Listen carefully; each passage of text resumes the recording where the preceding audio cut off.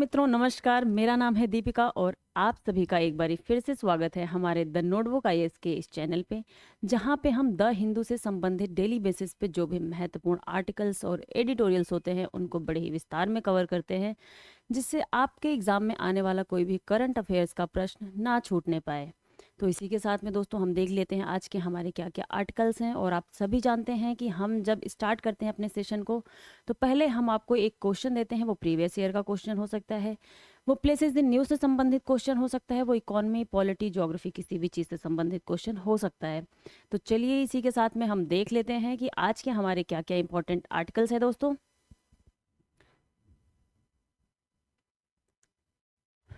पहला आर्टिकल है हमारा दोस्तों, Maldives accelerates plan to lower dependence on India. ये एक आर्टिकल निकला हुआ है इंपॉर्टेंट। तो इसमें कुछ फैक्ट्स हैं, वो चीज़ों को हम देखेंगे थोड़ा सा यहाँ पे। India to see $67 billion in energy investments in next 5 to 6 years.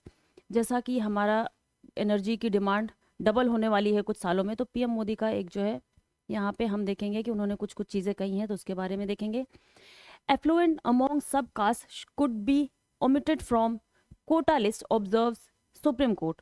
Supreme Court ने जो है शेड्यूल्ड कास्ट को लेकर के कि उनमें से जो फ्लरिश्ड लोग हैं उनको बाहर किया जाना चाहिए, तो उसके बारे में भी हम देखेंगे दोस्तों।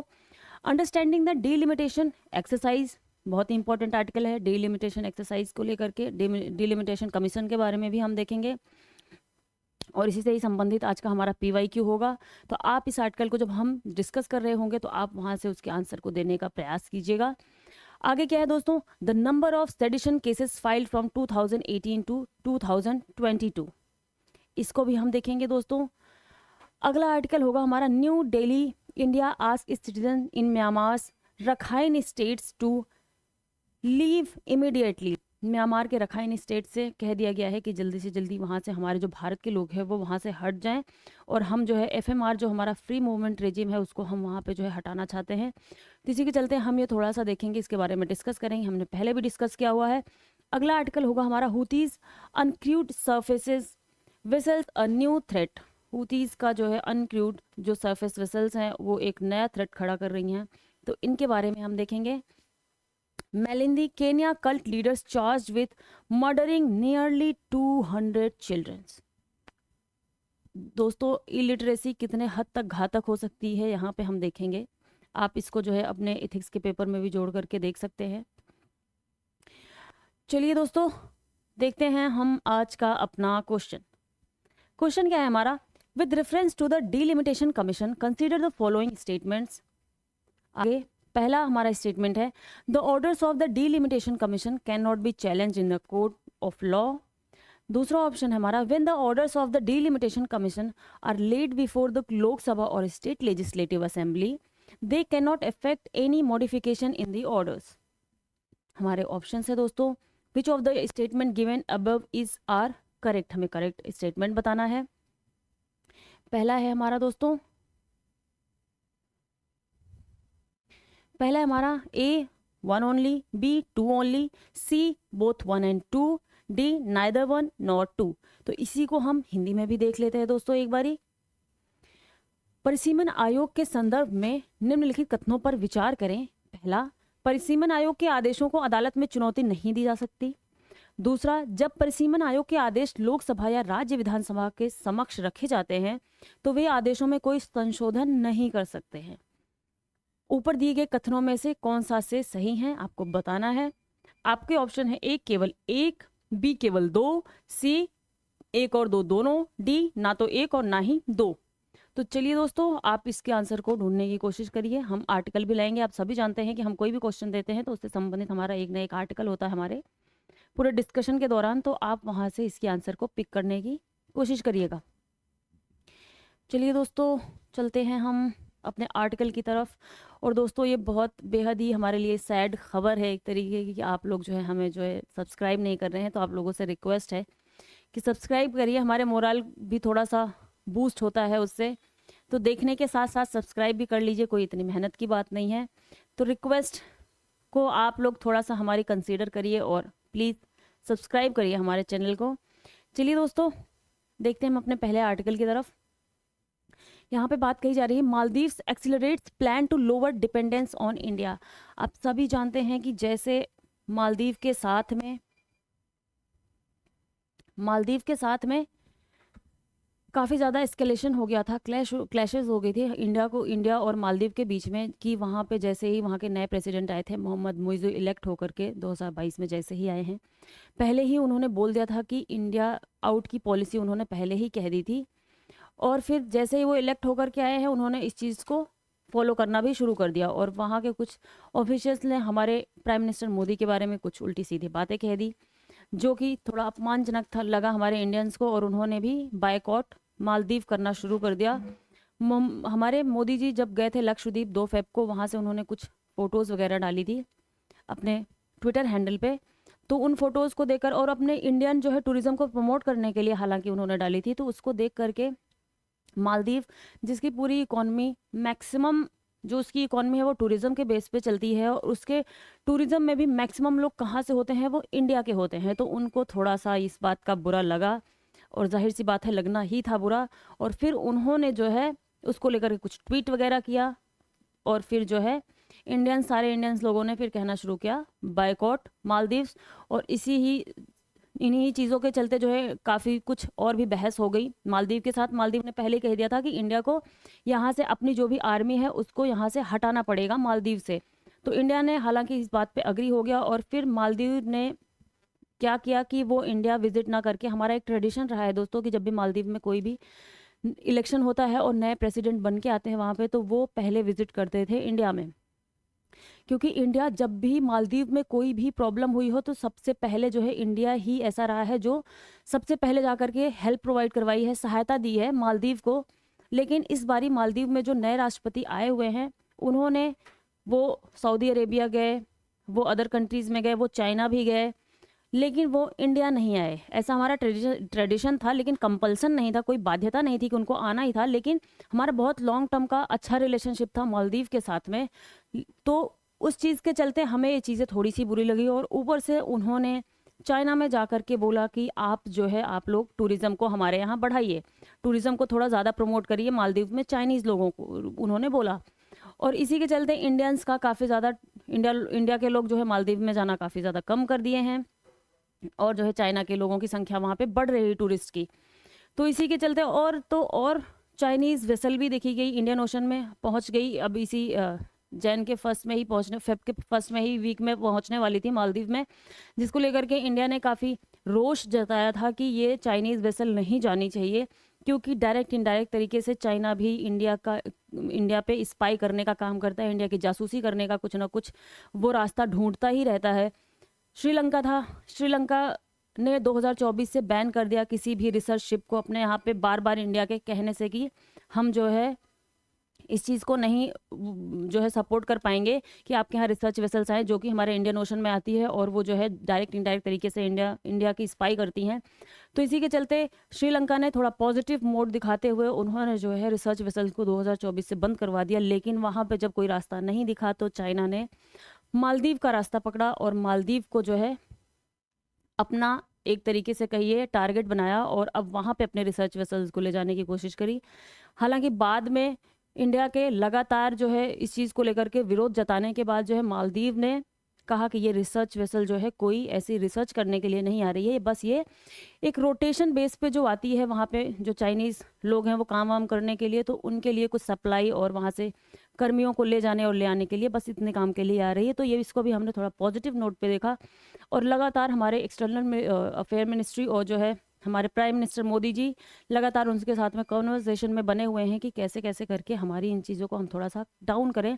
इसी के चलते आप देखेंगे कि हमारे बजट में भी एलोकेशन काफ़ी ज़्यादा किया गया मालदीव को लेकर के। इस बारी जो 440 करोड़ का हुआ करता था पिछली बारी हमारा बजट मालदीव को लेकर के, इस बारी 770 करोड़ मतलब 800 करोड़ के आसपास हमने बजट एलोकेट किया है सिर्फ और सिर्फ मालदीव के लिए, जिससे कि हम सोच रहे हैं कि इन फ्यूचर हमारे जो है रिश्ते थोड़ा अच्छे हो जाएं। बात ये भी है दोस्तों कि जितनी ज़रूरत मालदीव को हमारी है, हमें भी उतनी ही ज़रूरत मालदीव की भी है। इतना जो है इम्पोर्टेंट लोकेशन पे है मालदीव इंडिया के, तो इसकी वजह से वो हमारे लिए सामरिक रूप से बहुत ज़्यादा महत्वपूर्ण हो जाता है कि हमारी पैठ वहाँ पे थोड़ी बनी रहे, जिससे कि हम और चीज़ों को ज़्यादा बेटर तरीके से वर्ल्ड लेवल पे, इंटरनेशनल लेवल पे टैकल कर सके।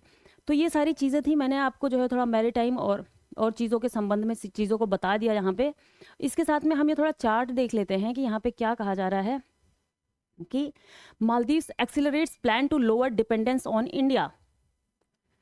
मालदीव ने कुछ ना कुछ रास्ता ढूंढना शुरू किया है कि जिससे कि हम इंडिया के ऊपर इसकी डिपेंडेंस थोड़ी कम हो सके इन द सेंस, ये देखिए यहाँ पे बात कही जा रही है, dragon checks the charts are based on data source from the UN Comtrade portal, India tourism statistics and the Republic of Maldives Ministry of tourism.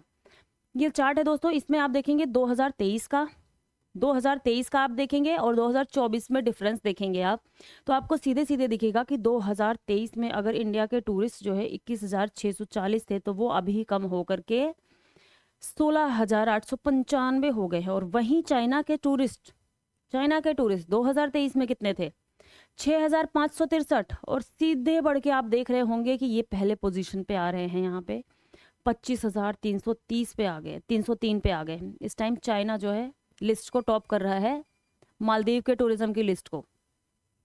Russia को देखेंगे आप, 26,305 हुआ करता था 2023 में, जो कि अभी कम होकर के इसके टूरिस्ट वगैरह हो गए हैं 22,577। मतलब पहले नंबर पे भी अभी चाइना आ रहा है, दूसरे नंबर पे आपका जो है आ रहा है आपका इटली आ रहा है, उसके बाद अगले नंबर पे आपका आ रहा है यूनाइटेड किंगडम, उसके बाद आपका आता है इंडिया। इनके बाद कहाँ, इंडिया जो है पहले नंबर पे हुआ करता था और अब ये कम होकर के 1 2 3 4 5वें नंबर पे चला गया है इनके टूरिज्म के मामले में दोस्तों।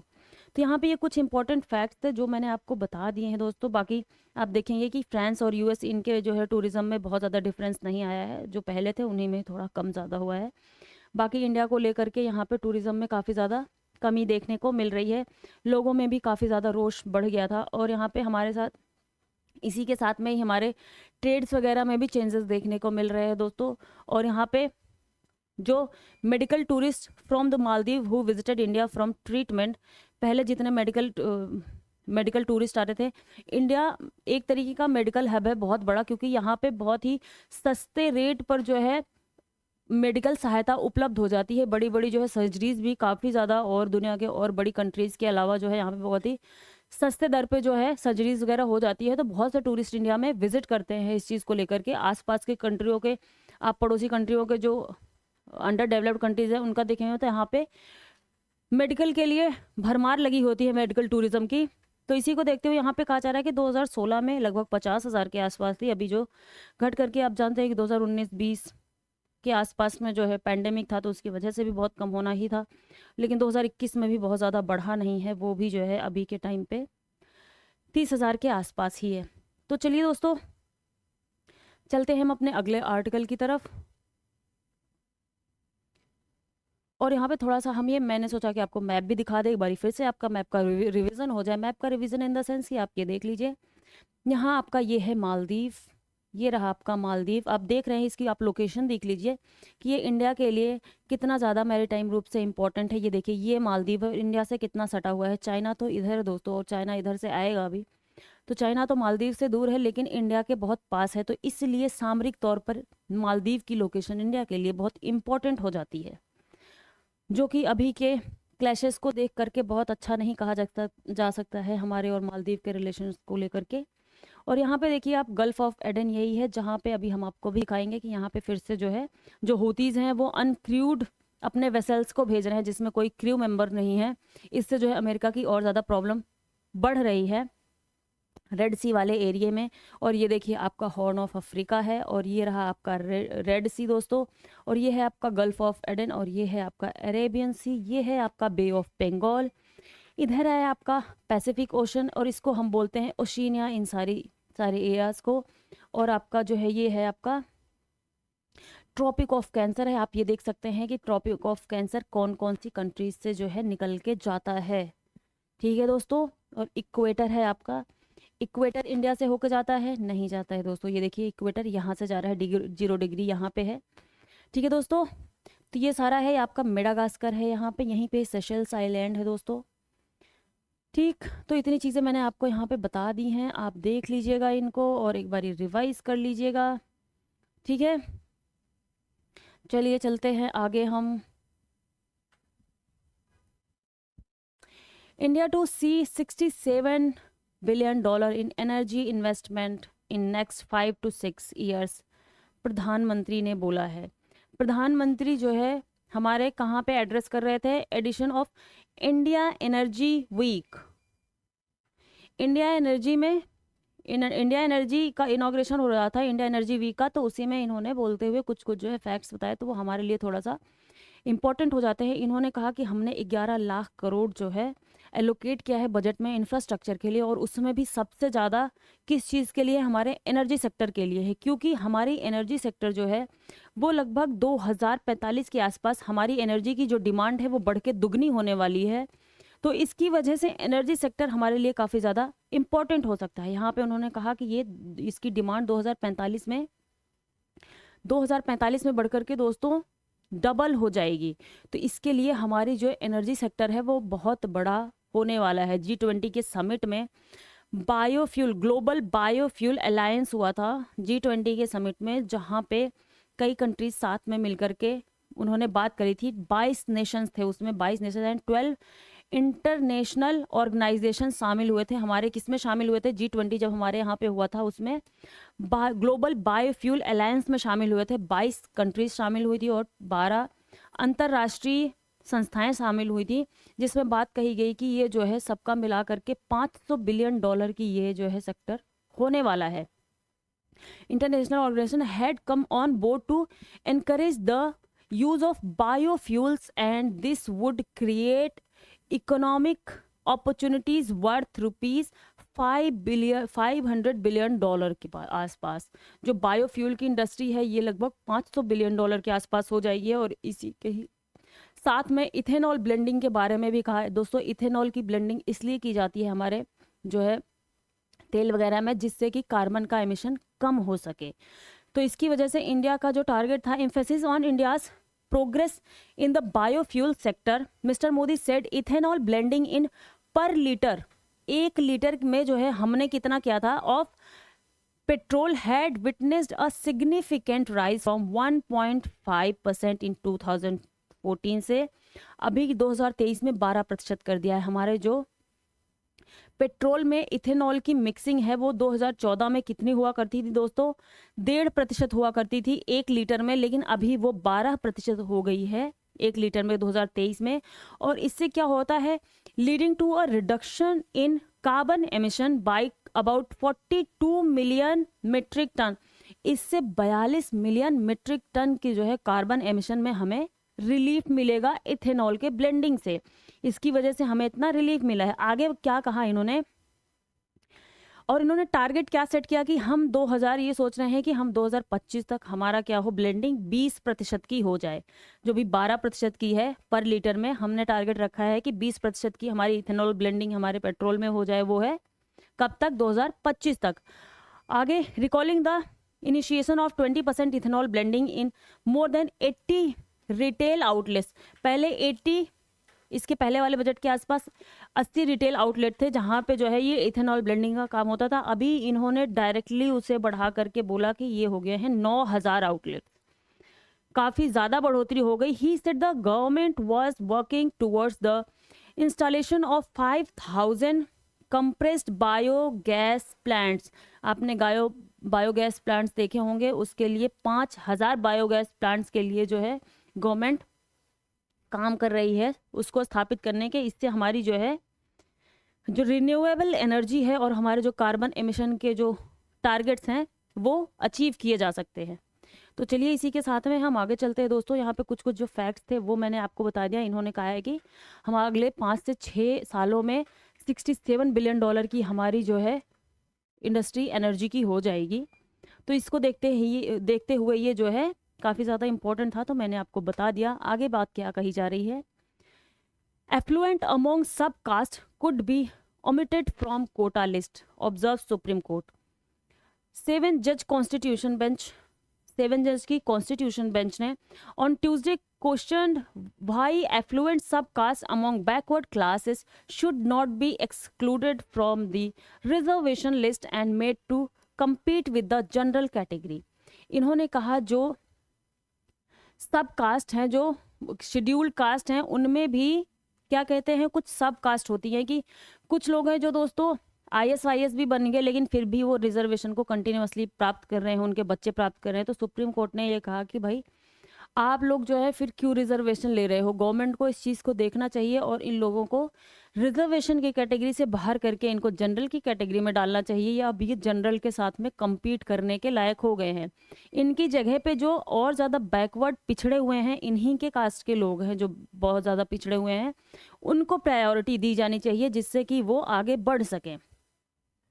तो यहाँ पे यही बात कही जा रही है दोस्तों कि यहाँ पे एक जो है In 2010, the state high court struck down the provision of the basis। Punjab का लॉ है जिसमें क्या हुआ है कि the Punjab government opened argument by submitting that states were empowered to identify subcaste within the SC scheduled caste category and grant them more reservation on the ground caste within the scheduled caste and grant them more reservation on the ground that they were relatively more marginalized than the marginalized। जो पंजाब का law था वो उन्होंने कहा कि Punjab state government जो है वो इस चीज़ के लिए ऑथोराइज है कि वो जो कास्ट में भी सब कास्ट का कैटेगराइजेशन कर सकती है और उसमें से जो मार्जिनलाइज्ड हैं और जो ज़्यादा मार्जिनलाइज्ड है उनको अलग कर सकती है और उनके लिए अलग अलग प्रोविजंस बना सकती है।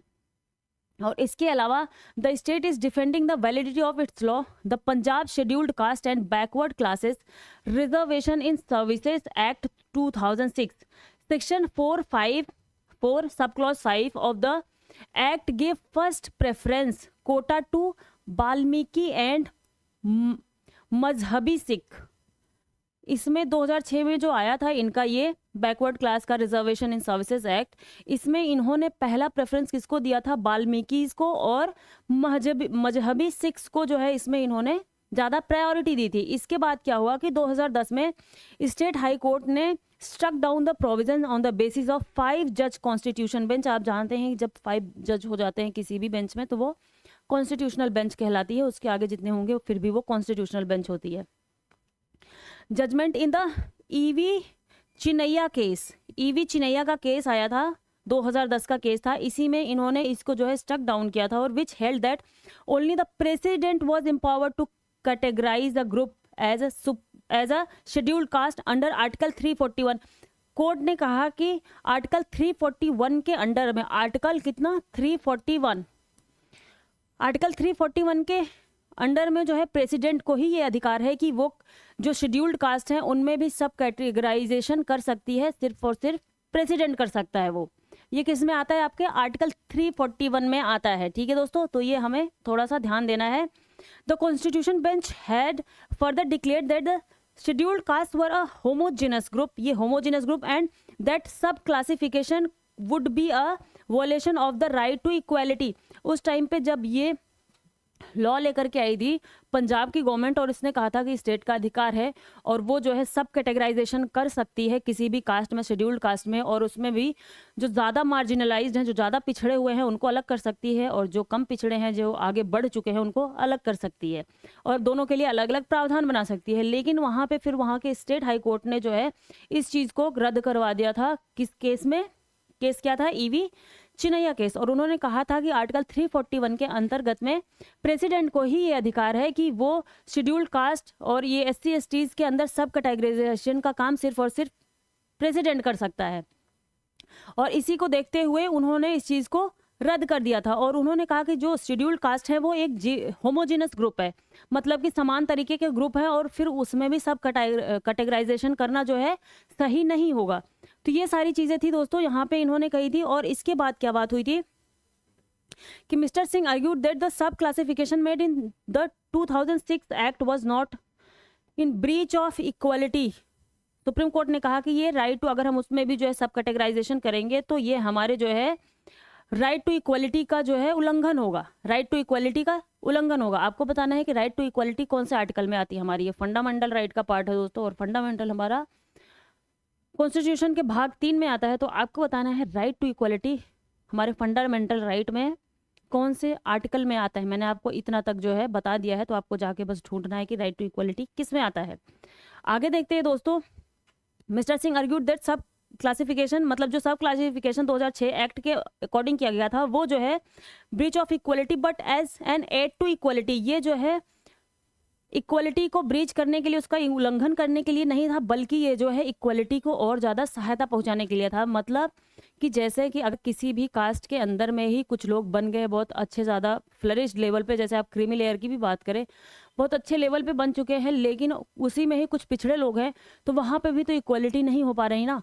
कोई भी चीज़ गवर्नमेंट की तरफ से आती है, कोई भी जो है फैसिलिटी प्रोवाइड होती है, तो जो पहले से ही आगे बढ़ चुके हैं, जिनको सारी चीज़ें मालूम है, उस चीज़ का फ़ायदा उठा लेते हैं, और पिछड़े लोग पिछड़े के पिछड़े ही रह जाते हैं। तो इसको भी कम करने के लिए, उसमें भी इक्वलिटी लाने के लिए, तो इस चीज़ को कैटेगराइज करना ज़रूरी है ना, रिजर्वेशन को भी। तो यहाँ पे यही बात कही जा रही है कि वहाँ पे जो राज्य सरकार थी उसने ये दलील दी कि यहाँ पे सब कैटेगराइजेशन की वजह से जो है इक्वलिटी को ब्रीच नहीं कर रहे हैं, जबकि इक्वलिटी को ज़्यादा करके ला रहे हैं हम। ठीक है दोस्तों, you are saying that in a federal structure state with in a nation is peculiarly conversant with the caste and communities in the state. The President under Article 341 and Article 342 has designated caste and tribes for the entire nation. Article 341 दोस्तों, 341 and 342 इसमें president के पास अधिकार है किसके लिए, जो scheduled caste हैं और शेड्यूल्ड ट्राइब्स को जो है निर्धारित करने का अधिकार है किसके पास में, हमारे प्रेसिडेंट के पास में है, प्रेसिडेंट के पास में। तो ये आर्टिकल आप ध्यान रख लीजिए, आर्टिकल 341 एंड आर्टिकल 342। ठीक है दोस्तों, तो यहाँ पे ये बात कही गई है, और सुप्रीम कोर्ट ने सब मिला करके यही बोला कि भैया आप जो है सब कैटेगराइजेशन जो है कोई गलत बात नहीं है, आप इसको करो। क्यों नहीं कर रहे हो, क्योंकि उसमें भी जो अच्छे लेवल के लोग हैं, जो IAS IPS बन चुके हैं, उनके बच्चे भी लगातार क्यों ही उनको रिजर्वेशन मिलता रहे, जबकि उनके पास पूरे एजुकेशन और हर चीज़ की जो है अच्छी उपलब्धता है, और जो पिछड़े लोग हैं वो पिछड़े ही बने रह जा रहे हैं। तो इसकी वजह से इस चीज़ को करना चाहिए। ठीक है दोस्तों, तो चलते हैं आगे। हम यहाँ पे मैंने आपको ये आर्टिकल बता दिया है। अगला आर्टिकल क्या है हमारा, अंडरस्टैंडिंग द डीलिमिटेशन एक्सरसाइज। ठीक है दोस्तों, जो हमारा डीलिमिटेशन कमीशन है, जैसे हमारा 2021 में सेंसस होने वाला था, वो सेंसस नहीं हो पाया, और हमारे कॉन्स्टिट्यूशन के हिसाब से 2026 में हमारा जो डीलिमिटेशन कमीशन है, परिसीमन आयोग इसको हम बोलते हैं, जो सीमा को निर्धारित करता है किसी भी हमारे लोकसभा की क्षेत्र के और जो है विधानसभाओं के क्षेत्र की सीमा को निर्धारित करता है। जैसे आप जानते हैं कि किसी क्षेत्र में जो सांसद है वो कितने एरिया को जो है रिप्रेजेंट करेंगे, किसी जगह के विधायक हैं तो वो कितने एरिया को रिप्रेजेंट करेंगे। तो डीलिमिटेशन कमीशन इसी का काम करता है कि वो कैटेगराइज करता है कि कितने जो है कितनी सीमा में कितने जो है MP या MLAs जो है होने चाहिए, कितनी पॉपुलेशन पे जो है कितने MP MLAs होने चाहिए। तो यहाँ पे यही बात कही जा रही है कि अभी क्या हुआ कि the delimitation of constituencies for the Lok Sabha and state legislative assemblies to be carried out on the basis of the first census after 2026। 26 के बाद कहा गया था कि हम जो है फिर से नया डिलिमिटेशन कमीशन बनाएंगे और फिर से हम जो है डिलिमिट करेंगे अपने सारे के सारे क्षेत्रों के लोकसभा और जो है विधानसभाओं के क्षेत्रों को। लेकिन 2021 में सेंसस नहीं हुआ, डिले हो गया, 2019 में कोविड आ गया, उसकी वजह से भी प्रॉब्लम क्रिएट हो गई, तो इसकी वजह से ये चीज़ें हो नहीं पाई। यहाँ पे अगला क्या कहा जा रहा है कि व्हाट इज डीलिमिटेशन। डीलिमिटेशन क्या है दोस्तों, delimitation means the process of fixing the number of seats and boundaries of territorial constituencies in each state for the Lok Sabha and legislative assemblies. जैसा मैंने आपको बताया, it also includes determining the seats to be reserve for scheduled caste and scheduled tribes. इसको जो है scheduled caste और scheduled tribe के लिए भी जगह को रिजर्व करने का अधिकार है। ठीक है दोस्तों, उनके लिए सीट्स रिजर्व करने का, शेड्यूल्ड कास्ट को और शेड्यूल्ड ट्राइब्स के लिए सीट्स निर्धारित करने का अधिकार है। आर्टिकल 82 और आर्टिकल आपका, एक सेकेंड दोस्तों मैं इसको थोड़ा सा मार्कर को ज़्यादा हाईलाइट कर देती हूँ जिससे आपको दिख जाए। आर्टिकल 82 इस सेंटर के लिए है कि वहाँ पे डिलिमिटेशन कमीशन मतलब कि लोकसभा के लिए। आर्टिकल 170 किस चीज़ के लिए है? ये है राज्य विधानसभाओं के लिए। 170 राज्य विधानसभाओं की परिसीमन आयोग के लिए। ठीक है दोस्तों, तो article 82 and article 170 of the constitution provide that the number of seats in the Lok Sabha and state legislative assemblies as well as its division into territorial constituencies shall be readjusted after each census। Article 82 और article 170 में यही कहा जा रहा है कि हर census के बाद, हर जनगणना के बाद में जो है, जो डिलिमिटेशन कमीशन है वो सीट्स को निर्धारित करेगा, चाहे वो लोकसभा की सीट हो, चाहे वो स्टेट असेंबलीज की विधानसभाओं की सीट हो, उनको जो है वो फिर से निर्धारित करेगा। लेकिन जब हमारा यहाँ पे सेंसस नहीं हो पाया है तो यहाँ पे प्रॉब्लम क्रिएट हो गई है और यहाँ पे इसी बात को लेकर के चर्चा थोड़ी सी हमारी बढ़ गई है। यहाँ पे देख लेते हैं, democracy means what is constitutional requirement. Constitutional मतलब संवैधानिक रिक्वायरमेंट हमारी क्या है संविधान के तहत में, इसको देख लेते हैं। डेमोक्रेसी, जैसे डेमोक्रेसी क्या है हमारी, means rule of government by the people, लोगों का शासन। डेमोक्रेसी का क्या हमारा मतलब है? लोगों का शासन। लेकिन दिक्कत यही है कि जब लोगों को सही से रिप्रेजेंट ही नहीं किया जा रहा है तो लोगों का शासन कैसे कहा जा सकता है? यहाँ पे यही बात है। It follows that the government is elected by a majority with the broad principle of one citizen one vote value. हमारा क्या सिद्धांत कहता है? वन सिटीजन, एक सिटीजनशिप हो और हर इंसान की एक ही वोट वैल्यू हो, जिससे कि हर इंसान अपने आप को बराबर समझ सके। ठीक है, इसलिए हर किसी के एक वोट देने का अधिकार होता है। ये नहीं है कि मुकेश अंबानी है तो उनको उनके वोट का अधिकार, उनका जो वोट देंगे उसका जो है कॉस्ट बहुत ज़्यादा होगी और हम लोग वोट देंगे तो वो उतना ज़्यादा, मतलब हमारा सिर्फ एक वोट हुआ और मुकेश अंबानी ने वोट दिया तो वो 100 वोट के बराबर हो गया। तो ऐसा नहीं है, हमारा भी एक ही वोट होगा, मुकेश अंबानी का भी एक ही वोट होगा, जिससे कि हमें ये फील आ सके लोगों को कि हम इक्वल हैं। हालांकि ये इक्वलिटी सिर्फ कहने मात्र भर की है, एक्चुअल में तो नहीं है दोस्तों। बाकी हम देख लेते हैं कि देखिए, the number of seats in the Lok Sabha based on the 1951, 1961, 1971। Last census कब हमारा हुआ था जिसके बेस पे हमारी वर्तमान जो है लोकसभा की सीट निर्धारित है? वो 1971 के सेंसस के बेस पे हुआ था। और उस टाइम पे पॉपुलेशन क्या थी? एक बारी 1951 में हुआ है, 1951 में हुआ है और 1961 में हुआ है और लास्ट आपका 1971 में हुआ है। यहाँ पे लगातार 3 बारी 10-10 साल के गैप पे हुआ था, लेकिन उसके बाद से 1971 के बाद से फिर से नहीं हुआ है। और 1971 के सेंसस में क्या हुआ था? 1951 में 994 सीटें फिक्स की गई थी लोकसभा की, फिर बाद में बढ़ा करके 1961 में 552 की गई, फिर 1971 में अभी की जितनी सीटें हैं 543 सीटें इतनी फिक्स की गई, जिसमें 2 एंग्लो इंडियन वाली होती है तो 555 हो जाती है दोस्तों, जिसको कि हमारा राष्ट्रपति नॉमिनेट करता है। तो 543 हो गई अभी के लिए 543 ही सीटें हैं। और पॉपुलेशन उस टाइम पे कितनी थी? देखिए कितना ज़्यादा चेंज आ गया है। यहाँ पे इसी चीज़ को दिखाया जा रहा है कि उसके हिसाब से हमें ये चेंज करने पड़ेंगे चीज़ें, कि 36.1 करोड़ की पॉपुलेशन कब थी हमारी? 1991। और तब उस टाइम पे हमारे पास लोकसभा की सीट कितनी थी? 494 सीट्स हमने एलोकेट की थी। कितने पॉपुलेशन पे? 36 करोड़ की पॉपुलेशन पे। उसके बाद 1961 की बात आती है तो कितनी पॉपुलेशन हमारी हो गई थी? 43 से 44 करोड़ की पॉपुलेशन थी। तब हमने कितनी लोकसभा सीटें की थी? 522।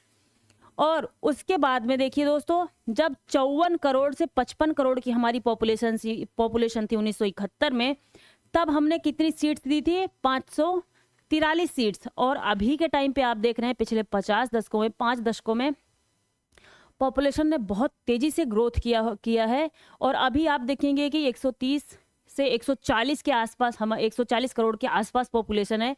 और इस टाइम पे लास्ट जब हमारा सीट एलोकेट की गई थी तब 54.8 करोड़ जो है हमारी पॉपुलेशन थी। और अभी यहाँ पे 135 से 40 के आसपास करोड़ के आसपास हमारी पॉपुलेशन है। तो ये बहुत ज़्यादा हमारे लिए इम्पोर्टेंट हो जाता है कि लोकसभा में लोगों का रिप्रेजेंटेशन उस हिसाब से हो। और यहाँ पे बात और भी कही जा रही है कि जब कैटेगराइजेशन किया गया था 1951 में, तो कितना आया था? 7.3 लाख पर सीट आ रही थी लोकसभा की। मतलब किसी एरिया में 7.3 लाख लोग हैं तो उस पर जो है एक सांसद हुआ करता था। बाद में 1961 में क्या हुआ कि 8.4 लाख लोगों पे आई और बाद में 1971 में जब हमारा लास्ट हुआ है तो 10.1 लाख लोगों पे एक सांसद, मान लो एक MP कहीं पे होता था, और अभी तो ये जनसंख्या काफ़ी ज़्यादा चेंज हो चुकी है। ठीक है दोस्तों, अभी इसमें जो है हम देखेंगे कि कुछ कुछ हमारे पास इश्यूज आ रहे हैं। इश्यूज क्या है? However it has been frozen as per the 1971, 1971 के हिसाब से हमने इसको जो है फ्रोजन कर दिया, फ्रीज कर दिया था, और बाद में इसमें कुछ अमेंड करके 42nd अमेंडमेंट हमने 2000 में किया, तो इसको हमने बढ़ा करके जो है 2000 तक कर दिया था।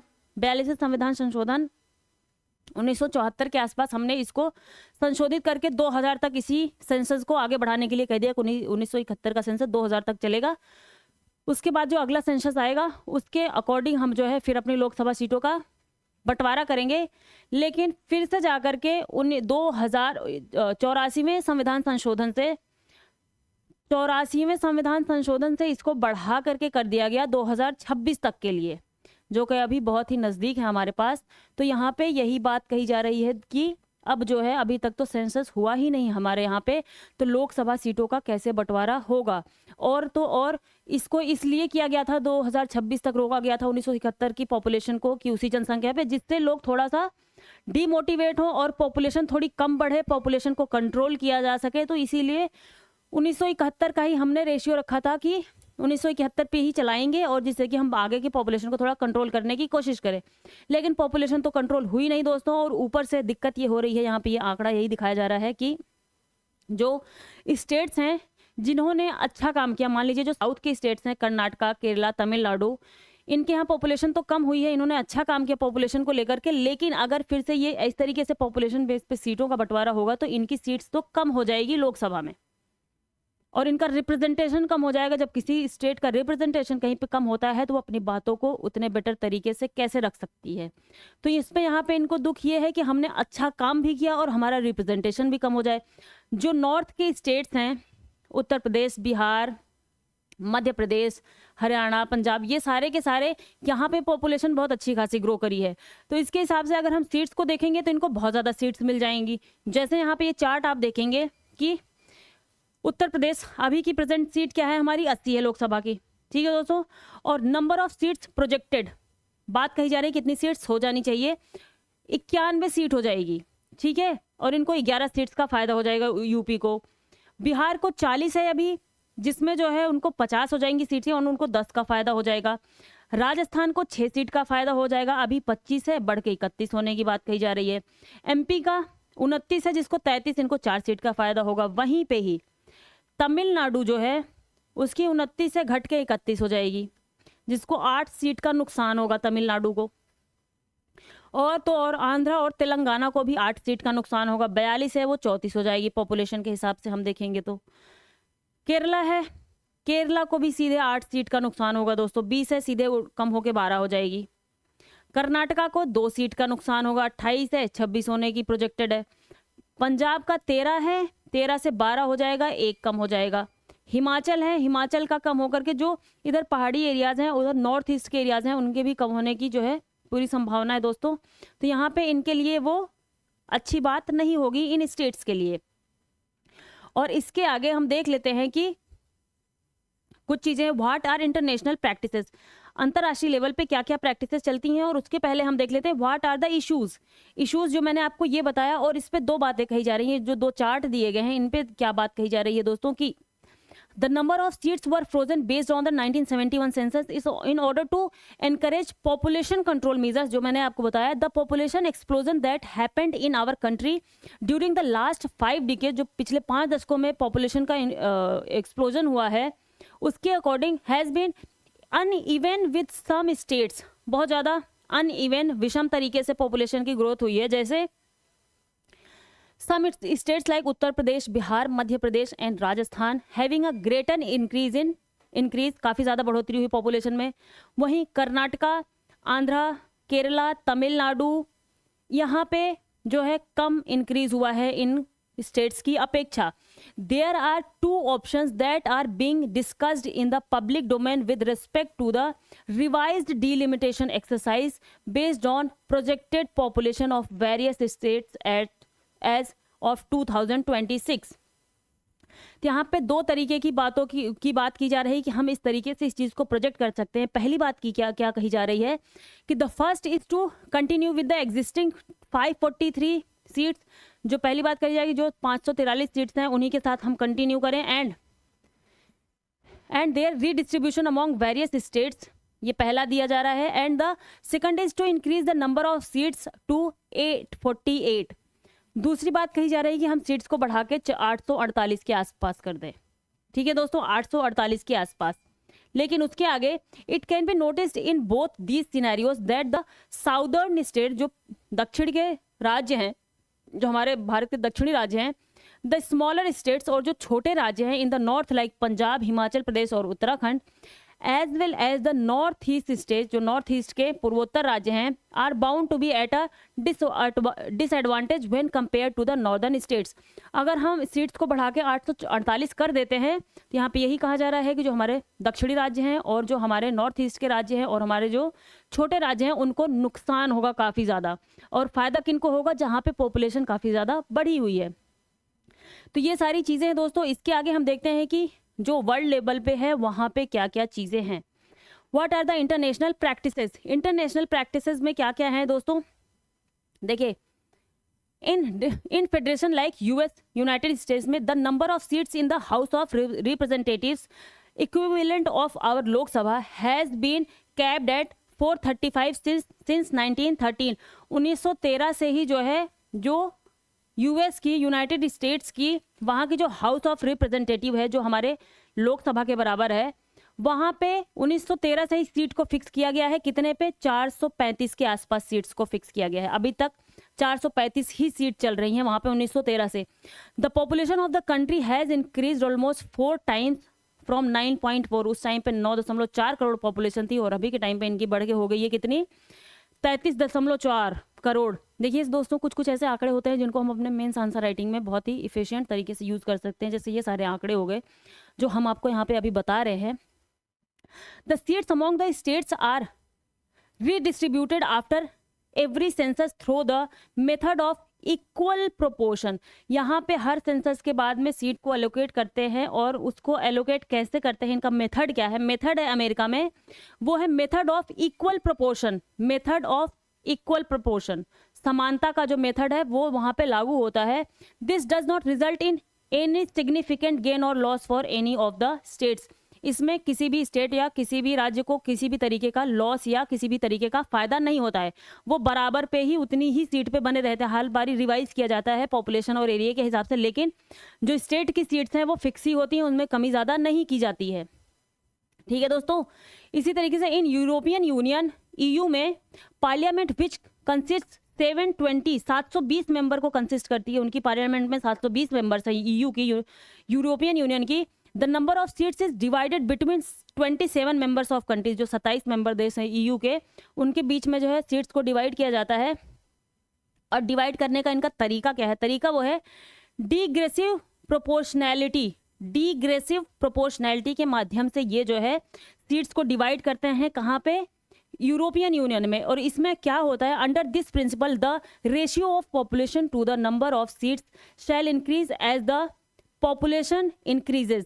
यहाँ पे जैसे ही रेशियो बढ़ता है पॉपुलेशन का, उसी हिसाब से सीट्स को इंक्रीज कर दिया जाता है। तो यहाँ पे बात यह है कि किसी जो है कंट्री के ज़्यादा सीट्स होंगी, किसी कंट्री की कम सीट्स होंगी। जैसे यहाँ पे कहा जा रहा है कि कंट्री आपकी हो गई, कंट्री कौन सी, डेनमार्क हो गई। अब डेनमार्क छोटी कंट्री है तो वहाँ की सीट कितनी है, 15 है।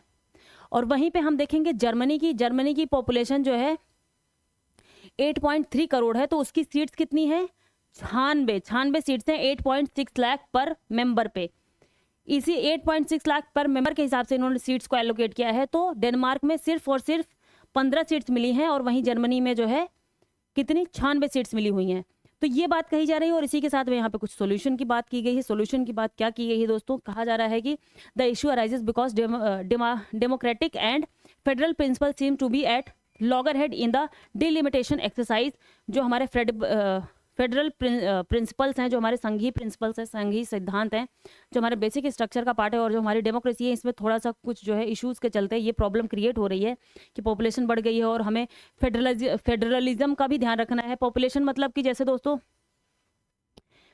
हमारी पॉपुलेशन बढ़ के काफ़ी ज़्यादा हो गई है और फेडरलिज्म में सारे स्टेट्स को जो है बराबर समानता के तरीके से समानता का अधिकार दिया जाना चाहिए। तो यहाँ पे इस वजह से थोड़ी सी क्लैशेस क्रिएट हो रहे हैं और इसके लिए इन्होंने यहाँ पे क्या बताया है कि क्या हम इसके लिए थोड़ा सा कर सकते हैं। उन्होंने कहा है कि the main work of importance to both the main work of member of parliament is to legislate on union list matter like defense, external affairs, railways, telecommunication। जो हमारे यूनियन लिस्ट में क्या क्या आता है, डिफेंस, एक्सटर्नल अफेयर्स, रेलवे का matter हो गया, टेलीकम्युनिकेशन का मैटर हो गया और टैक्स वगैरह का मैटर हो गया।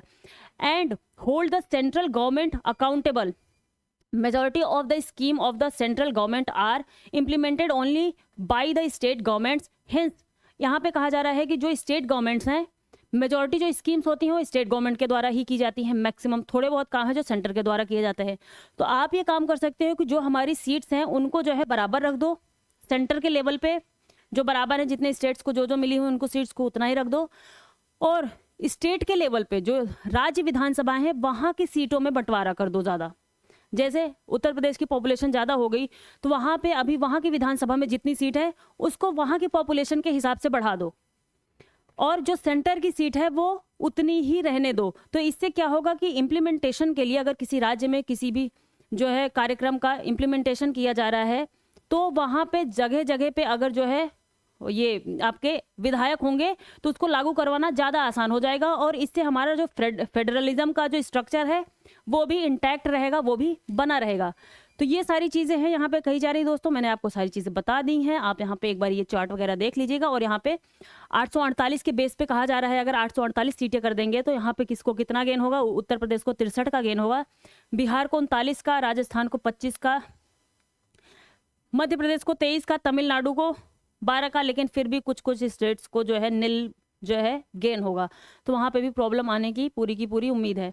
तो चलिए इसी के साथ में ये बहुत इंपॉर्टेंट आर्टिकल था, मैंने कवर कर दिया, और इसी में थोड़ी सी कुछ फैक्ट्स है वो मैं आपको बता दे रही हूँ। और जो हमारा डिलिमिटेशन कमीशन होता है, परिसीमन आयोग होता है, भारत के राष्ट्रपति द्वारा नियुक्त किया जाता है। कि कौन नियुक्त करता है हमारे डिलिमिटेशन कमीशन को? भारत का राष्ट्रपति नियुक्त करता है दोस्तों, तथा भारत निर्वाचन आयोग के सहयोग से कार्य करता है ये। ठीक है, सर्वोच्च न्यायालय के सेवानिवृत्त न्यायाधीश होते हैं जो हमारा एक समिति बनाते हैं जिससे जो है इनको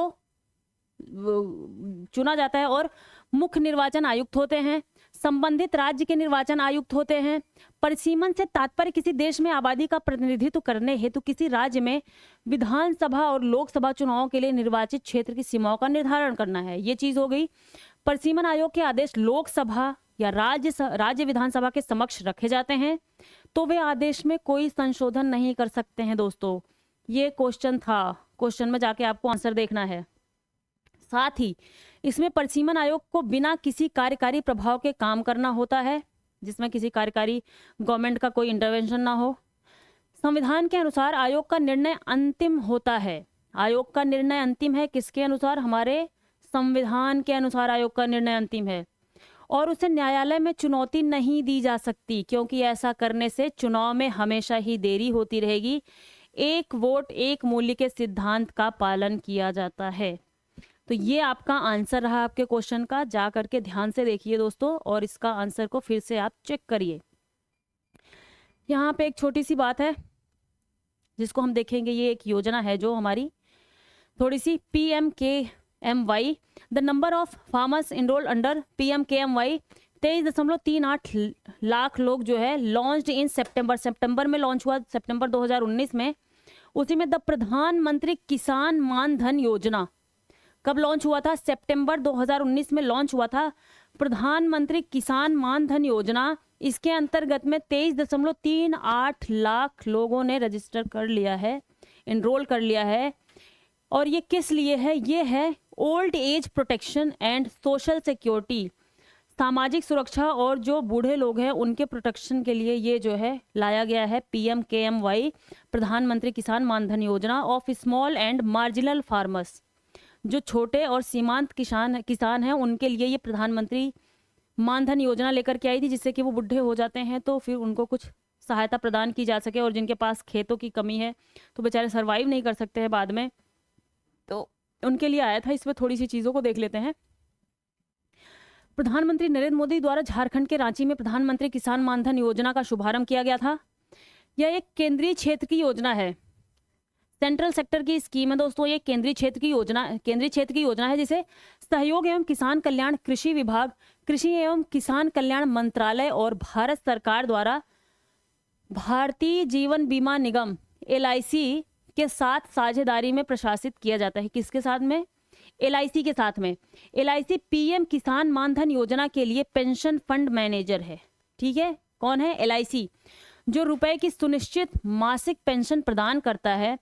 60 वर्ष की आयु के बाद सभी छोटे और सीमांत किसानों जिनके पास 2 हेक्टेयर तक खेती योग्य भूमि है को 3000 मासिक रुपए। यह योजना भारत में छोटे और सीमांत किसानों के जीवन को सुरक्षित करने के उद्देश्य से शुरू की गई थी। ठीक है दोस्तों, तो जो किसान है 60 साल के ऊपर के हैं और जिनकी खेती जो है 2 हेक्टेयर के आसपास है या उससे कम है, उनको जो है 3000 की पेंशन जो है एक तरीके की दी जाएगी। और इसके लिए किसके साथ में? LIC द्वारा। इसका सारा फंड मैनेजमेंट का काम कौन कर रहा है? LIC कर रहा है। तो चलिए आगे चल लेते हैं। India ask its citizens in Myanmar's Rakhine state to leave immediately. Myanmar के रखाइन स्टेट में काफ़ी ज़्यादा क्लैशेस चल रहे हैं, तो इंडिया ने अपने सारे सिटीजन्स को कह दिया कि आप जल्दी से जल्दी वहाँ से हट जाइए। आप सभी जानते हैं कि काफ़ी दिनों से न्यूज़ में है FMR, free movement regime, FMR। Amit Shah ने कह दिया है कि हम अपना FMR को हटाएंगे। FMR कब लाया गया था? 2018 में लाया गया था दोस्तों। ये 2018 में किस लिए लाया गया था? जो हमारी लुक ईस्ट इंडिया की पॉलिसी है उसको चेंज करके एक्ट ईस्ट इंडिया की पॉलिसी किया था, उसी के तहत FMR को लाया गया था, जिससे कि हमारे जो आसपास के पड़ोसी देश हैं वहाँ से जो आना जाना है हमारे देश में वो काफ़ी ज़्यादा स्मूथ हो सके, वीज़ा की ज़रूरत ना पड़े। जिसके लिए कि 16 किलोमीटर के अंदर जो है, बॉर्डर से 16 किलोमीटर के अंदर जो है आने के लिए, और वहाँ पे हफ्ते भर एक टाइम पे आकर के हफ्ते भर रहने के लिए और मैक्सिमम साल भर रहने के लिए आपको किसी भी वीज़ा की ज़रूरत नहीं पड़ती थी। तो इसी के को चलते हुए अभी म्यांमार में काफ़ी ज़्यादा क्लैशेस चल रहे हैं 2-3 सालों से दोस्तों। तो वहाँ के लोग भाग भाग करके हमारे इंडिया में घुस जाते हैं, और इंडिया के भी जो नॉन स्टेट एक्टर्स हैं वो कुछ मिसक्रिएंट्स हैं, कुछ प्रॉब्लम क्रिएट कर जाते हैं, और फिर जब वहाँ पे उनकी सर्च होती है तो वो भाग करके म्यांमार में चले जाते हैं। तो इससे जो है उनको पकड़ना मुश्किल हो जाता है। और जैसे ड्रग वगैरह के जो डीलर हैं वो भी यही काम कर लेते हैं जब ये बॉर्डर हमारा बहुत ज़्यादा पोरस होता है। तो इसको देखते हुए 1600 से ज़्यादा किलोमीटर का बॉर्डर लगता है हमारा म्यांमार के साथ में। 1643 के आसपास, 1643 किलोमीटर के आसपास हमारा बॉर्डर लगता है म्यांमार से।